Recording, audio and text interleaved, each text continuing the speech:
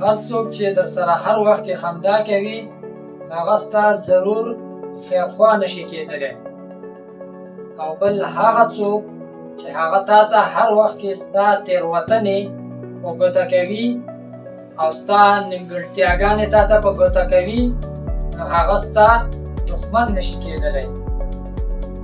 دا یوه خبره د انسان ژوند بدلولی شي که په دې باندې ځان پوهه کړي. موږ اکثر د خلکو کردار نه بلکې د هغې خندا او د هغې خوږې خبرې وي. هر وخت زموږ ستاینه وکړي نو فکر کوو چې تر ټولو رښتیني ملګري همدا دي، خو حقیقت بدل وي.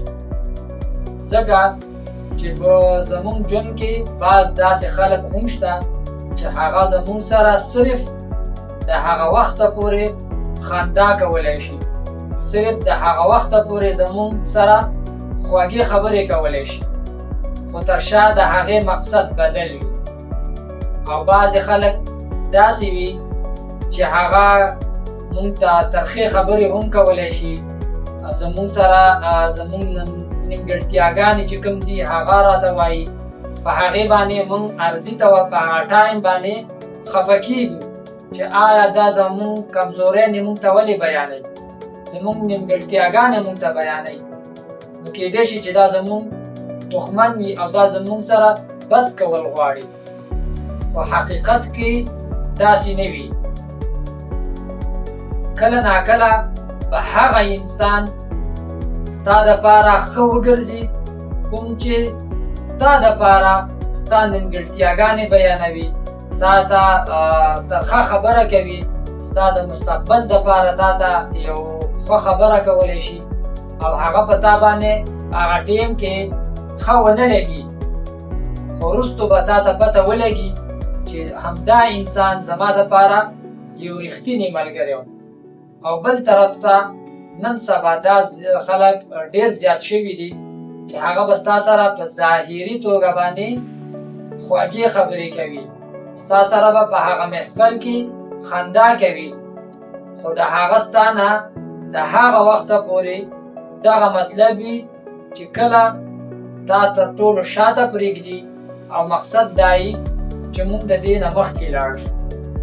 یا به در سره خندا او خوږې خبرې په دې نیت کوي که چېرته تا سره لږ ډېرې پیسې در سره وي، تا سره چېرته لږ ډېر عزت در سره وي، همدا به د دغې وجې نه ستا دغه خندا او دغه خوږې خبرې به تا ته کوي. ژوند موږ ته دا درس راکوي چې ستا رښتیني ملګري هغه نه دي چې هر وخت کې تا خوشحاله ساتي، په هر وخت کې ستا په خندا باندې لبیک ویلی شي. هغه کسان نه دي چې ستا سره په هر وخت کې په محفل کې حضور ناست وي، بلکې رښتیني ملګري هغه دي چې تا ته ستا د کمزورۍ په وخت کې ستا کمزوري بیانه کړي، چې تا ته ستا د مشکل په وخت کې ستا سره ودرېږي. رښتیني ملګري هغه دي چې ستا ستونزو کې هغه ځان شامل کړي.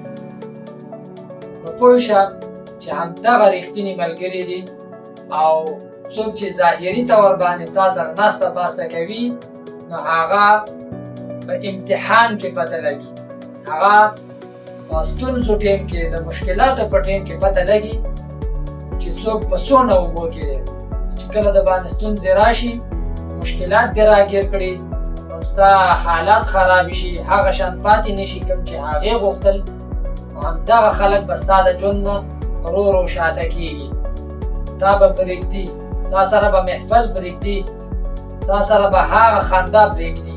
نو په همدغه ځای کې همدغه خلک معلومیږي چې څوک د مطلب دپاره وو او څوک زما سره رښتیني، یعنې زما دپاره ډېر خیرخوا وو. پیغام مې د دې ټولو خبرو دا دی او خلاصه مې د دې ټولو خبرو دا ده چې د دې خلکو په دې خوږو خبرو باندې مه تېروځئ، په دې ډکه خوله چې خاندي په دې مه تېروځئ، بلکې د هغوی عمل ګورئ، هغوی ازماو کړئ، هغه د خپل ځان دپاره وګورئ آیا ستا مستقبل چرته خراب نه. ځکه الفاظ هر څوک وایي خو عمل ډېر کم خلک کوي.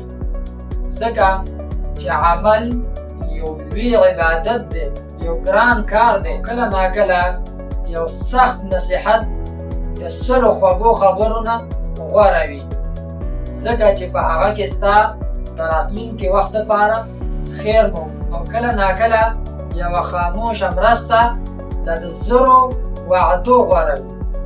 که تا سره خلک ډېرې وعدې وکړي خو چې پوره یې نه کړي او ته د هغوی په تمه ناست یې، کار به دې سر ته ونه رسي. خو که بل طرف ته یو انسان دی او هغه ستا خاموش مرسته وکړه، نو هغه د هغه زرو وعدو نه بهتر شو. نو ملګرو، ژوند کې د هر چا په خندا باندې باور مه کوئ. هر انسان د خپل کردار د وجې نه پیژندلی کېږي، نه کې د هغې د خبرو د وجې نه. هر سړي ته پته لګي چې دی زما سره په کوم لیول باندې چلیدل غواړي. ما دا وړوکی شان پیغام در سره معلوماتي لګېدلی وي او څه ناڅه زده کړه مو ترې کړې وي، نو لایک او کمنټ مه هېروئ او دا ویډیو د خپلو نورو ملګرو سره شریکه کړئ چې هغوی سره هم دا سبق شیر شي او څه ناڅه فایده ترې حاصله کړي. او د راروانو ویډیوګانو دپاره زموږ چینل در سره سبسکرایب چې په دې کې روزانه همداسې معلوماتي ویډیوګانې تاسو سره شریک کیږي، نو چې هغه ستاسو سره میس نشي. ملاویږو به انشاءالله په بله ویډیو کې. د هغې وخته پورې د خپل ځان ډېر خیال ساتئ او ما له راکړه اجازت د الله په امان.